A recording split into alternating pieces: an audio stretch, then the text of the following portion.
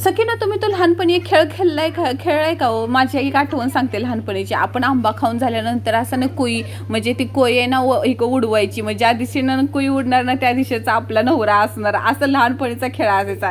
असं सहजच काम करता करता आठवलं, आज आमरस बनवायचा होता ना, आणि बारके ससूची चांगलीच लुडबुड चाललेली, त्यात मी गाणी लावलेली, त्याचा मस्त डिस्को डान्स चाललेला मध्ये मध्ये, तेवढाच माझा टाइमपास होतो त्याच्याबरोबर. काय घटमुट असा आमरस तयार झालेला होता ना, साखऱ्या जास्त लागलं ना काय जास्त लागलं. फक्त एक फ्रीज असताना आमच्यात असा गारगार आमरस खायला लय मजा येते. पण कसला देवबाप्पाला नैवेद्य दाखवायच्या अगोदरच हे आपल्या बारक्या देवबाप्पानंच नैवेद्य खाल्ला. ग्रीन सिग्नल भेटला बरं का त्याच्याकडं, त्याला आवडलं. आईकडं सगळे जेवणाची तयारी झालेली होती, आता फक्त चपात्या लाटायच्या होत्या. अहो दिवसभर नुसतं काम करून करून वैताग आलेला, घराच्या बाहेर पाऊस थांबत नव्हता आणि लादीनं गारगार लागत होती, पायाचे गोळे दुखत होते. भांड्याचा तर गाराडा, जेवढी भांडी घासेल तेवढी निघते. ते दुश्मन आहेत माझी भांडी, दुश्मन. पण जाऊ दे, हसत हसत काम केलं पाहिजे ना.